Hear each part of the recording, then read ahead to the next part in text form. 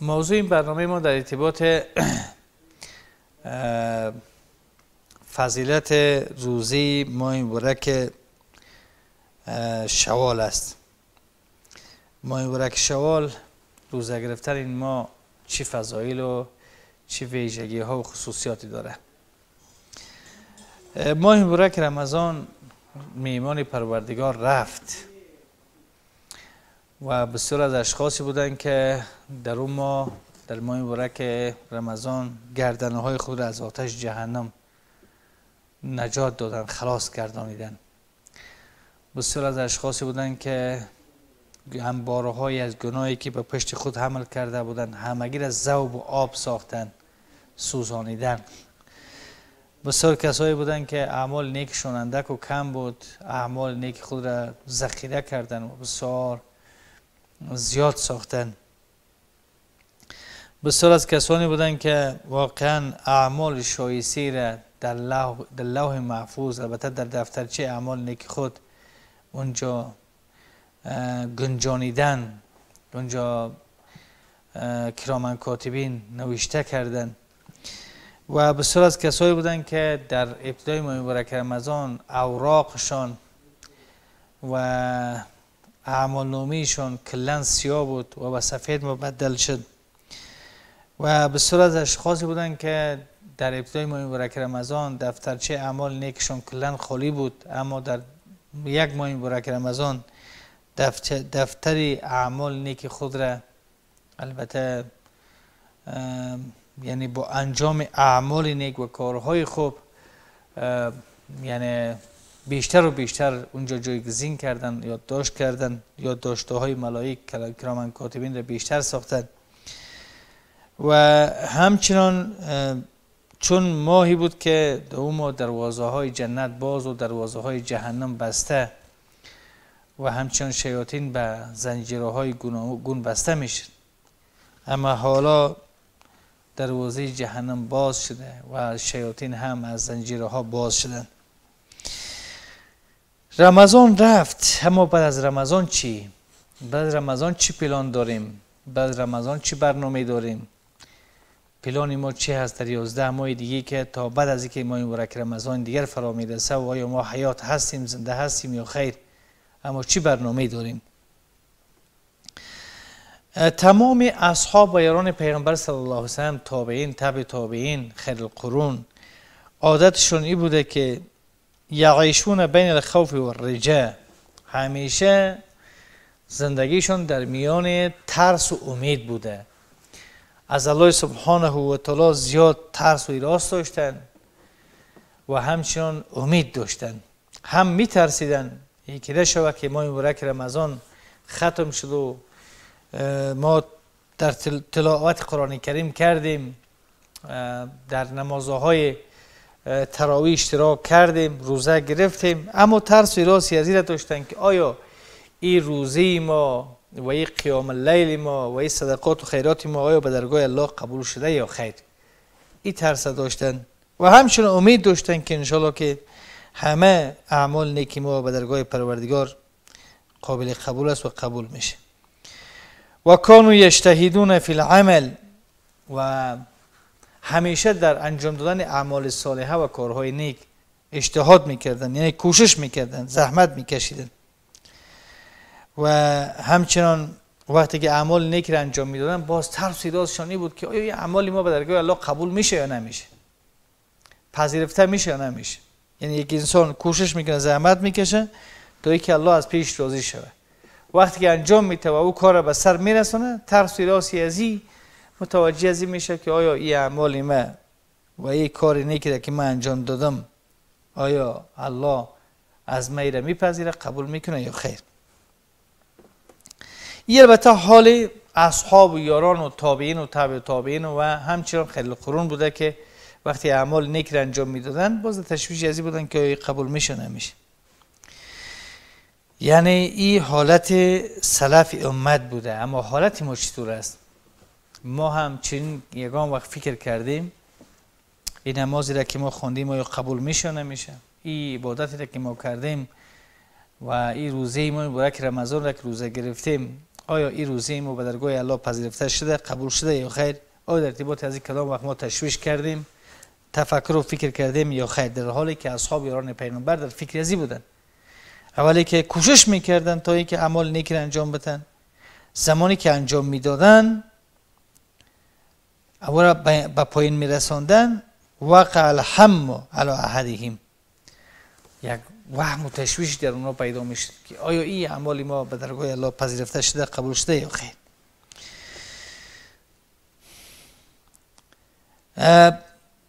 یعنی حالت ما بخی عجیب است، در حالی که نماز ما مانند نماز از اونها نبود نیست، ولا صومنا کصومهم، و روزه ما هم مانند روزه از اونها نیست، اونها بسیار روزه خوبی میگرفتن، و نه هم صدقه ما مانند صدقه از اونها می باشه، و نه ذکر ما ولا ذکرنا کذکرهم، و نه هم ذکر و یاد ما و شما مانند ذکر و یاد البته اونها می بود، بلکه اونها بیشتر یاد میکردن و تقوا و پرهیزگاریشان بیشتر بود و همچنین صدقات و انفاقشون از ما کرده بیشتر بود.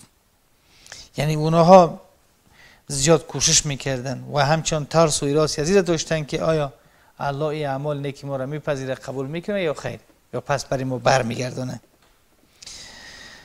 و یک کسی البته عمل بسیار اندک و کم انجام میداد، اما او را درست نمیکرد، باز از او برمیگشت. یعنی بعضی از کسا بودن که اعمال نیک انجام میداد بسیار اندک و خوب، در او اخلاص نداشتن، فاقد اخلاص بود. یعنی مردم به گناه های مختلف البته اینا اعمال نیک را انجام میدادن و کسی هم اعمال زشت و بدی را. دوم، ان لکل شیء علامه، برای هر چیز یک علامه ای است. لکل شیء علامه، برای هر چیز و قبولیت هر چیز یک علامه و نشانه ای است که علما ذکر کردن ان من علامات قبول الحسنه ان یتبعها العبد بحسنه اخرى. علما میگن که یکی از علائم و نشانه های قبولیت عمل نیک انسان ای است که انسان با او اعمال نیک همیشه به حساب پایبند باشه، او را ادامه بده. یکی از علائم و نشانه های قبولیت عمل به درگاه پروردگار ای است که شخصی که چنین عملی را انجام میده و کار نیک را انجام میده، با او کار نیک همیشه یعنی استوار باشه، ثبات و استقامت داشته باشه، و علامه قبولیت از او عملش است. مثلا ماه مبارک رمضان بود، در ماه مبارک رمضان روزه گرفتیم، اما بعد از ماه مبارک رمضان هم باید روزه بگیریم، و یکی ما هم دوشنبه و پنجشنبه روزه میگیریم و همچنین ایام بیض روزه میگیریم که از هر ماه 3 روز، 13 و 14 و 15 و یا هم 6 شوال روزه میگیریم. یعنی کسی اگر این ماه ها را و این مراسم را، این دوشنبه و پنجشنبه را یا از هر ماه 3 روز روزه را بگیره و یا هم 6 روز شوال روزه بگیره، این علائم و نشانه قبولیت روزی از او است که در ماه مبارک رمضان روزه گرفته.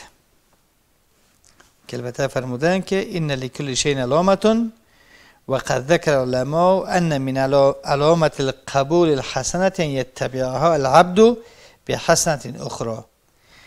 یعنی برای هر چیز یک علامه و نشانه است و از علامت قبولیت نیکی است که انسان به حساب در تلاشی انجام اعمال صالحه و کار نیک دیگه باشه. یه از علائم و نشانه های قبولیت عبادت و طاعت یک انسان است. چون انسان باید از خود بپرسه، یعنی از خودش بپرسه که آیا وقتی که از مدرسه ماه مبارک رمضان فارغ شدیم، از مدرسه تقوا، آیا ما از جمله متقین و پرهیزگار قرار گرفتیم یا خیر؟ چون الله متعال میفرماید که یا ایها الذین آمنوا کتب علیکم الصیام کما کتب علی الذین من قبلکم لعلکم تتقون. ای کسانی که ایمان آورده اید، روزه به شما فرض شده همانطوری که به کسانی که پیش از شما بودن برای از اونها هم فرض شده بود. خب هدف از این چی بوده؟ لعلکم تتقون، تا باشد که شما پرهیزگار شوید. یعنی شخص از مدرسه تقوا که در ساحه‌های اساسی این مکتب رمضانی همان تقوا و پرهیزگاری بوده، آیا این شخص از جمله متقین و از جمله پرهیزگاران هست یا خیر؟ این خیلی مهم است که انسان باید متوجه باشه که آیا علائم و نشانه‌های قبولیت عمل صالحه و نیک در وجودش واقع هست یا نیست. یا هل انت احسن حالا بعد رمضان، یا ای که بعد از رمضان از پیش از رمضان کرده بهتر و خوبتر بودی. یعنی انسان باید محاسبه‌ای داشته باشه و در این حال متوجه باشه که رمضان ماه تغییر است، چقدر از زندگی از این تغییرات مثبتی را آورده. در صورتی یک تغییرات مثبت آورده باشه یعنی اینجا معناش است که روزه ما واقعا روزه درست بوده و خوب بوده و اخلاص بوده و انشالله که روزه ما به درگاه الله پذیرفته میشه و قبول میشه. سوم، اقسام الناس بعد رمضان، اقسام و انواع مردم پس از رمضان که مردم به چند دسته تقسیم میشه، به 3 دسته تقسیم میشه. اول گروه اول از مردم بعد از رمضان، قوم کانوا علی خیر و طاعت، قومی بودن که همیشه در کارهای خیر و همیشه در طاعات و عبادات بودن. یکی از گروه که وقت رمضان بیایه بعد از رمضان مردم به 3 گروه تقسیم میشه. یک کسایی بودن که اونها همیشه پیش از رمضان هم در خیر و طاعت بودن. وقتی که رمضان آمدن، رمضان که آمد، اینها تقوا و پرهیزگاریشان و سهم گرفتنشون در کار خیر بیشتر و بیشتر شد، کوشش تلاش شد، چون رمضان را یک غنیمتی البته به خود قرار دادن. از همین خاطر در ماه مبارک رمضان خیر و کارهای نیک را بیشتر انجام دادن و اینها رحمات پروردگار را و شفقت پروردگار را از آن خود کردند. وقتی رمضان رفت، اینها هم بعد از رمضان هم این اشخاص کوشش کردند و زحمت کشیدند تا باشد که از جمله متقیان و از جمله صالحین قرار بگیرند. بعد از رمضان هم کوشش کردند، اعمال صالحه و اعمال نیک را بیشتر انجام دادند. بعد از رمضان هم، نه تنها رمضان بلکه بعد از رمضان هم به انجام اعمال صالحه و کارهای نیک زیاد جستجو کرده و زیاد تلاش کرده و اینها دانستن که ایره فهمیدن و حقیقت دنیا را فهمیدن و ایره فهمیدن که هیچ جای راحتی نیست مگر که هیچ جای راحتی برایشون نیست مگر به زیر درخت طوبا در جنت. پس اینها نفس خود را در راه اطاعت و در راه فرمانبرداری از پیغمبر صلی الله علیه و سلم و اطاعت فرمانبرداری از الله اینها اوقات خود را مصرف کردند و برای که درجاتشون در جنت بالا بروه کوشش کردن، زحمت کشیدن و برای از اینکه از آتش جهنم نجات پیدا بکنن اینها کوشش کردن و زحمت کشیدن و همچنان دانستن که ان الصالحات لیست و این دانستن که صالحات و اعمال نیک تنها مختص به رمضان نبوده بلکه در هر وقت دیگه هم اعمال صالحه و اعمال نیک بوده. تنها در ماه مبارک رمضان امتیازش بیشتر میشه وگرنه ثواب را هم در 11 ماه دیگه هم داره، مگر امتیاز این رمضان، امتیازی روزه، امتیازی به حساب زکات و صدقه و خیرات در ماه مبارک رمضان بیشتر است نسبتا به هر ماه دیگه. یعنی اینجا دانستن که یقینا اعمال صالحات و اعمال نیک این تنها مختص به رمضان نیست بلکه در هر وقت کسی که هدفش رضامندی و خشنودی پروردگار باشه و هر اعمال نیک کار خوبی را انجام بده الله سبحانه و تعالی ثوابی از او را برش نصیب می‌گردونه. و همچنان دیگر از خوبی‌های دیگر از این که بعد از رمضان ما چه پلان و برنامه داشته باشیم و این است که باید ما به 6 روزی روزه گرفتن 6 شوال بسیار پایبند باشیم و این 6 روزه باید حتما روزه بگیریم، چون پیامبر صلی الله علیه و آله فرمودن که من صام رمضان، کسی که روزه بگیره روزه ماه مبارک رمضان را بعد از او به تعقیب آن 6 روزی از ماه مبارک شوال روزه بگیره کنه که صیام دهری، یعنی گویایی که مکمل سال را این شخص روزه گرفته باشه، مکمل سال را این شخص روزه دار باشه. چون تشریح از این حدیثی است که 1 ماه روزه گرفتن ثوابش برابر با 10 ماه است. 1 نیکی ثوابش برابر با 10 نیکی است. 1 روز ثواب از او برابر با 10 روز است. چون 30 روز ماه مبارک رمضان را که ضرب 10 بکنه 300 روز میشه، یعنی 10 ماه میشه. یعنی اگر کسی ماه مبارک رمضان را مکمل روزه بگیره، الله سبحانه و تعالی ثواب 300 روز را یا 10 ماه را ثوابش برش میده. و به تعقیب از او 6 روزی از شوال کسی روزه بگیره، 6 روز را هم ضرب 10 60 روز میشه، چون 1 سال 360 روز است. یعنی کسی که روزه ماه مبارک رمضان را میگیره و به تعقیب از او 6 شوال را میگیره، گویایی که شخص مکمل سال را روزه دار باشه. و همچنین سالی بعدی کار بکنه، سالی بعدی کار بکنه، سالی بعدی کار بکنه، یعنی این شخص دیگه یعنی فکر که تمام عمر خود را به عبادت سپری کرده و همیشه روزه دار بوده. پس در اینجا پیغمبر صلی الله علیه و سلم هم در حدیثی فرمودند که من صام رمضان ثم اتبع 6 من شوال کان کصیام الدهر. کسی 6 روزی از ماه مبارک رمضان روزه بگیره و تبع تعقیب آن 6 از شوال را بگیره کان کصیام الدهر، گویایی که مکمل سال را این شخص روزه گرفته باشه. یعنی این البته این غنیمت هایی است که انسان مومن مسلمان باید ایره متوجه باشه و باید اعمال نیک و کارهای خوبی را انجام بده. پس یک از اقسام و یک از قسم اقسام مردم بعد از ماه مبارک رمضان همی بوده که در پیش از رمضان هم به کارهای خیر بودن، در رمضان هم در کارهای خیر هستند و بعد از ماه مبارک رمضان هم همیشه کوشش میکنن که در کار خیر، در اعمال نیک و کارهای شایسته باشه.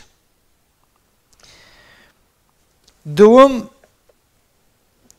الصنف الثاني قوم كانوا قبل رمضان في غفلة وسهو ولعب فلما أقبل رمضان أقبلوا على الطاعة والعبادة، صاموا وقاموا قرأوا القرآن وتصدقوا ودمعت عيونهم وخشعت قلوبهم، ولكن ما أن یعنی صنف دوم یا قسم دوم قومی بوده که قومی هستند که پیش از رمضان در غفلت بودن، در سهو بودن، در سرگرمی بودن، کارهای بیهوده و بی‌معنا بودن. زمانی که رمضان فرا رسید همگی از را ترک کردن و آمدن و شروع کردن به عبادت، که عبادت میکردن، روزه میگرفتن، شب قیام اللیل میکردن، قرآن کریم میخواندن، صدقه میدادن و اشکهایشان میریخت و سرازیر میشد و قلبهایشان در حالت خفگی بود و زیاد عاجزی و فروتنی را اختیار کرده بودند. ولیکن اینها پس به غفلتی که پیش از رمضان بودن به غفلت برگشتن. در همون غفلتی که پیش از رمضان قرار داشتن، رمضان که ختم میشه بعد از او هم اینها به غفلت و به بازیچه و به اون چیزهای بیهوده و بی‌معنای خود برمیگردن. در حالی که علما میفرمایند من کان یعبد رمضان فإن رمضان قد مات و من کان یعبد الله فإن الله حی لا یموت. کسی که رمضان را عبادت میکرد رمضان رفت، مرد، وفات کرد، رفت. اما کسی که پروردگار را عبادت میکنه پروردگار ذات حی است، لا یموت است، زنده هست و هیچ وقت مرگی به بالایش نمیه. کسی که رمضان را عبادت میکرد رمضانی بود، رمضان دیگه رفت دیگه و دیگه تا سال بعدی بر نمیگرد. اما کسی که الله را عبادت میکنه الله سبحانه و تعالی همیشه حی و زنده است.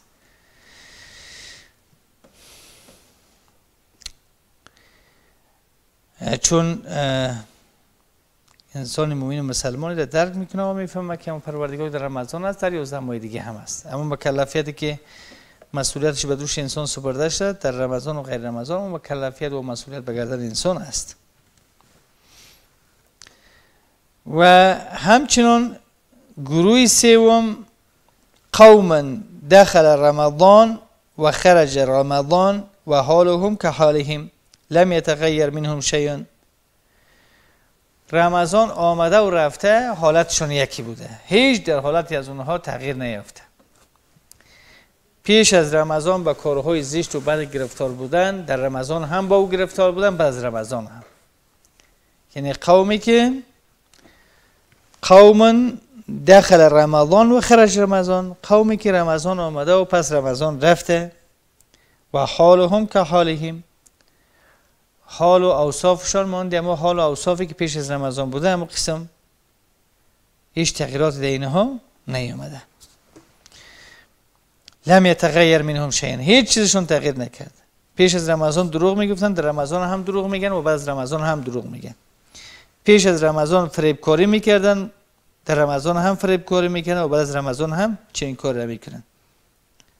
یعنی این گروهی است که رمضان آمده و رفته و هیچ تغییراتی در وجودی از اینها نیامده. تقوا و پرهیزگاری از یا بیشتر نشده. در حالی که پیغمبر صلی الله علیه و آله دعای بد کردن برای کسانی که رمضان میاد گناههای از او بخشیده نمیشه. رمضان بیا و گناه کسی بخشیده نشه.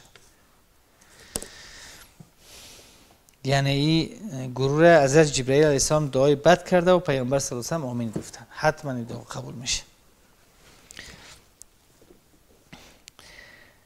و انسان مومن مسلمان کوشش بکنه که از این اوقات و از فرصت‌های زندگی خود باید استفاده درست بکنه.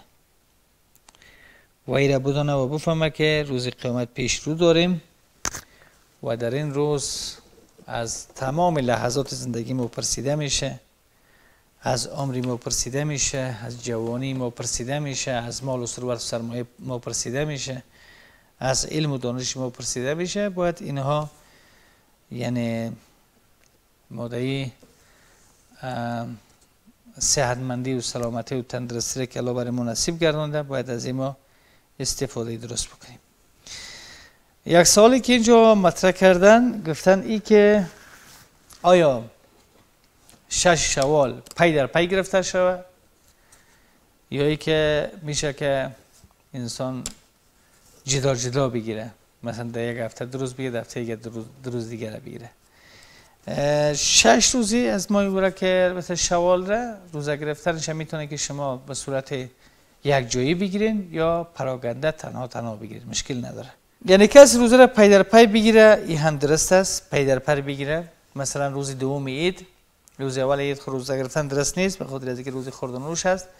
روز دوم عید یعنی روز دوم شوال میتونه که مثلا یک کسی هم تو مسلسل 6 روزه یک جای بگیره و میتونه که به حساب پراگنده مثلا در هر هفته 2 روز و 1 روزه بگیرین. یعنی هدفی که در یک ماه شوال شما 6 روز روزه 6 شوال را پر و تکمیل بکنین و گفتیم که امسال ثوابی زیاد داره. و سوال دیگه که آیا امی 6 شوال یک کسی قرضی داشته باشه، روزه قرضی داشته باشه، آیا اول 6 شوال بگیره یا روزه قرضی ده؟ در ارتباط علما بدل نظری هستن. بعدی کثیری از علما به این است که باید اول اما شخصی که به حساب در ماه مبارک رمضان روزه را خورده و قرضدار شده، بعد از ماه مبارک رمضان باید اول قرضی خود بگیره. مثلا یک خانم اما مشکلی شرعی داشته، 4 روز یا 5 روز روزه را خورده، بعد از ماه مبارک رمضان اول 6 شوال بگیره یا اما 5-6 روزی که قرضدار است او را بگیره. اول باید قرضی خود بگیره، بعد از قرضی خود بعد 6 شوال بگیره. بعضی از علما هم به این نظر هستند که میتونه که مثلا 6 شوال بگیره، 6 شوال بگیره، بعد از 6 شوال که گرفت باز قرضی خود را میشه که در این ماه یا در ماهای دیگه بگیره. اما راه بهترش همین است که باید اول قرضی خود بگیره، چون در حدیث آمده که من صام رمضان ثم اتبعه 6 من شوال کان کصیام الدهر. کسی رمضان را روزه بگیره، مکمل بگیره، بعد به ترتیب 6 شوال را بگیره. اما چون این شخص که روزه را مکمل نگرفته رمضان را، از این خاطر باید اول رمضان را مکمل بکنه، پر بکنه، بعد 6 شوال روزه بگیره و چنین ثوابی را انشالله که کمایی میکنن و چنین ثوابی زیاد را به دست میارن. چون گفتیم که اگر کسی 6 شوال را با ماه مبارک رمضان مکمل روزه میگیره، کنه که صیام دهری، گویایی که مکمل سال روزه گرفته باشه و چند سال اگر چنین کاری را بکنه و شخص بسیار ثوابی را و اعمال نیکی را به خود ذخیره میکنه که الله سبحانه و تعالی توفیق عزیز را به ما شما نصیب بگردانه که 6 روزی از ماه مبارک شوال را هم روزه بگیریم و فراموش نکنیم و در حق همه برادرها و خواهرای خود دعا بکنیم و در حق خود دعا بکنیم. بعد از رمضان ما باید چه برنامه‌ای داشته باشیم؟ و این را ما فهمیدیم و دانستیم که مردم بعد از رمضان به 3 بخش تقسیم میشن. یکی کسانی بودن که پیش از رمضان و در رمضان و بعد از رمضان همیشه در جستجوی کار خیر و اعمال نیک بودن. این مردم در بهترین درجه و بهترین مقام قرار داشتند. دوم کسانی بودن که پیش از رمضان در غفلت و در بیخبری بودن، زمانی که رمضان آمد بیدار شدن، به اعمال نیک، به کارهای خوب مصروف شدن. اما رمضان که رفت پس دوباره همون تو غافل در غفلت، یعنی اینها فقط بنده رمضانی، من کان یعبد رمضان فإن رمضان مات، کسی که رمضان عبادت میکرد و مرد دیگه. و من کان یعبد الله فهو حی لا یموت، و کسی که الله را عبادت میکرد الله ذات حی و لا یموت است.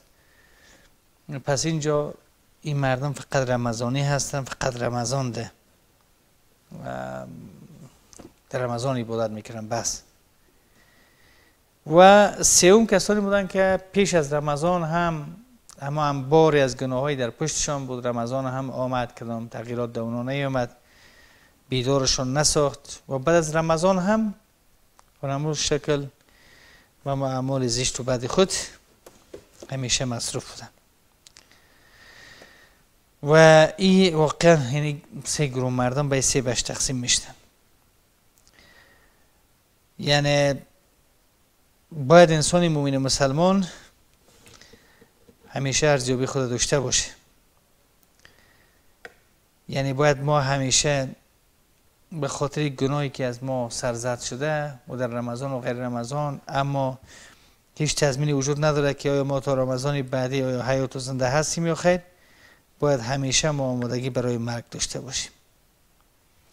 چون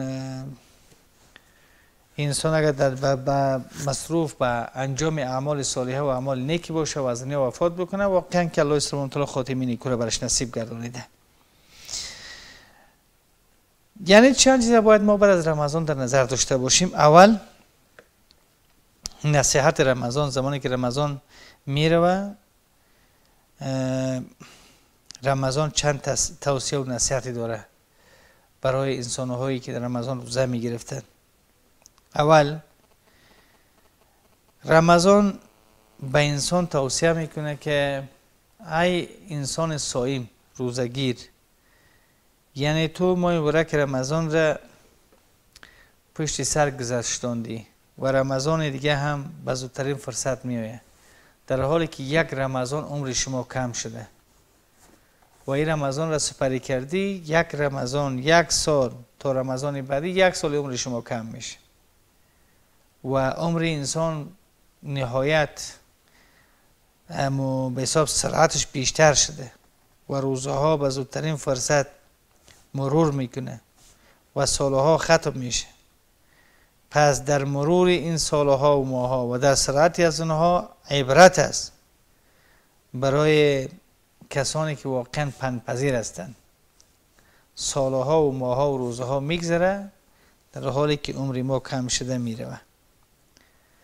پس باید که ما این یک پند و عبرتی هست و باید از این وقت خود انسان درست استفاده بکنه. یقلب الله اللیل و النهار ان فی ذلک لعبرة لأولی الابصار. الله متعال شب و روز را میگردانه، شب میره و روز میره، روز میره و شب میره و به این شکل. این پند و عبرتی است برای صاحبان بینش که دنیا همین تو زود گذر است. همونطور که شب و روز در حال گذشته است، در حال گذر است، عمر انسان هم در حال گذر است. عمر انسان هم نموتو سرعتش زیاد و بیشتر شده. هر روز ما از دنیا دور میشیم، به طرف قبر نزدیک شده میریم. پس باید ما برای قبر خود آمادگی داشته باشیم که ما باید برای سفری که پیش رو داریم باید به اون سفر آمادگی تام داشته باشیم و او آمادگی همان تقوا و پرهیزگاری است. و تزودوا فإن خیر الزاد تقوا، با خود آمادگی بگیریم و بهترین آمادگی همان تقوا و پرهیزگاری است. اخلاق ما باید خوب باشه. رمضان حالا گذشته رفته و یک درس اساسیش اخلاق بوده و باید اخلاق ما بسیار خوب باشه. قال رجل للنبی صلی الله علیه و سلم ای المؤمن افضل، یک شخص یا پیامبر از پیامبر سوال کرد ای المؤمن افضل، کدام یک از مؤمنان بسیار افضل و بهتر است؟ بعد ایشان فرمودن که احسنهم خلقا، بهترینشان کسانی هستند که اخلاق نیکو داشته باشند، اخلاقشان خوب باشه. قال فای المؤمن اکیس، یعنی هوشیارترین مؤمنین که ها هستند؟ فرمود که اکثرهم للموت ذکرن، هوشیارترین مؤمنان کسانی هست که او مرگ را زیاد یاد بکنه. یعنی بهترین مؤمن کسی است که اخلاق نیکو داشته باشه و مؤمن هوشیار کسی است که و همیشه مرگ را یاد بکنه، مرگ را یاد بکنه. و احسنهم لما بعده استعدادا، یعنی بهترینشون کسی است که یعنی آمادگی مکمل بعد از وفات خود به روز آخرت داشته باشه، آمادگی و کوششش و زحمتش برای زندگی برزخی و روز قیامت خود داشته باشه. یعنی این هوشیارترین انسان ها است، یعنی کسی که زیاد مرگ یاد بکنه. و کسی که زیاد مرگ یاد بکنه الله سبحانه و تعالی او را به 3 چیز عزت میبخشه. 1 تعجیل توبه، زود توبه میکنه، یعنی مرتکب اشتباه و گناه میشه مگر زود توبه میکنه. 2 و قناعت القوه، قوت، اما ثروت سرمایه که الله برش داده اگر چه کم هم است به او اما قناعت میکنه. و همچنان نشاط العبادتی، در عبادت خود بسیار نشیط و بسیار هوشیار و بسیار به یک علاقه‌مندی انجام میده.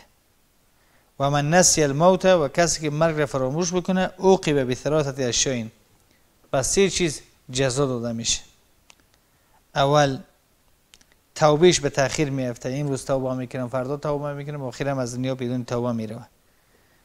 2 و ترک الرضا بالکفاف، یعنی الله سبحانه و تعالی به ای که زندگی و ثروت و سرمایه داده که برش کفایت میکنه مگر به او رضایت نداره. و تکاسل فی العبادتی، و در عبادت بسیار تنبل است، یعنی کسی که اگر مرگ یاد نکنه به این 3 مصیبت دچار میشه. در توبهش البته تأخیر صورت میگیره، زود توبه نمیکنه، دیگه وضعیت زندگیش خوب است، رضایت خداوند به جا نمیآوره. و دیگه که بسیار تنبل است در عبادت. پس انسان کوشش بکنه که ایره به حساب مرگ را در یاد بیاره که مرگ واقعا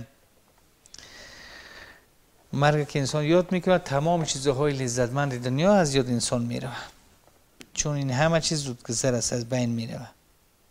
چیزی که باقی است و اعمال صالحه انسان است که در روز قیامت به دردش میخوره.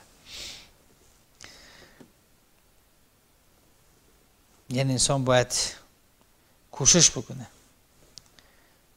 یا قومی انما هذه الحیات الدنیا متاع و ان الاخرة هی دار القرار، یعنی ای قومی من این زندگانی دنیا متاع است، فایده موقتی است، زودگذر است. و این الاخرة هی دار القرار، و آخرت است که قرارگاه دائمی و جای آرامش است. آمادگی انسان همیشه آمادگی داشته باشه برای مرگ و تا رمضان بعدی هم هیچ تضمینی وجود نداره که انسان زنده باشه. از این خاطر بعد از این رمضان که الله رفته کوشش بکنیم که اعمال صالحه و نیک خود را بیشتر انجام بدیم. نشود که پیش از رمضانی که فرا میرسه رمضان بعدی ما قبض روشه، کل نفس ذائقة الموت و انما توفون اجورکم یوم القیامه. هر نفس چشنده مرگ است و یقینا که الله متعال اجر و پاداش شما را مکمل و پره میدهد. یعنی موت بزرگترین پدیده است که انسان یاد بکنه. حتما یعنی قناعتش و همچنان که الله برایش داده رضامند راضی میشه. پس باید انسان از روزهای عمر خود پیش از اینکه عمر از بین بروه استفاده بکنه و این غنیمت بدانه. عمر بن عبدالعزیز میفرماید که ان اللیل و النهار یعملان فیک فاعمل و انت فیهما. شب و روز در تو عمل میکنه و تو هم در این شب و روز عمل بکن. یعنی شب و روز مکلف شده تا ای که بیای و بروه به خاطر تو انسان و تو انسان هم در شب و روز از این البته عمل بکن. فعمل انت فیهما و تو هم در دو کار بکن، زحمت بکش. و قال ابن مسعود ما ندمت علی شیء ندمی علی یوم غربت شمسه نقص فیه اجلی ولم یزید فیه عملی. یعنی میگه عبدالله مسعود میفرماید که ما پشیمان نشدم به هیچ چیزی ماندی پشیمان شدم به روزی که آفتاب غروب کرد مگر دو همو به حساب عجل ما انجام دادن اعمال صالحه و نیک را به ما کم ساخت و در او روز عمل ما بیشتر نشد. یعنی او روز دیگه ملک الموت به جان ما آمد و مدت ما هم در حالت بیهوشی قرار گرفتم و ما اعمال نیک خوبی را انجام ندادم و در اون روز هم یعنی زندگی ما به پایین رسید و ما از بین رفتم. یعنی او روز ندامت و پشیمانی هست به یک انسان که او روز مکمل تو در بیهوشی در بیحالی سپری بکنی و هیچ عبادتی هم از دست نیه.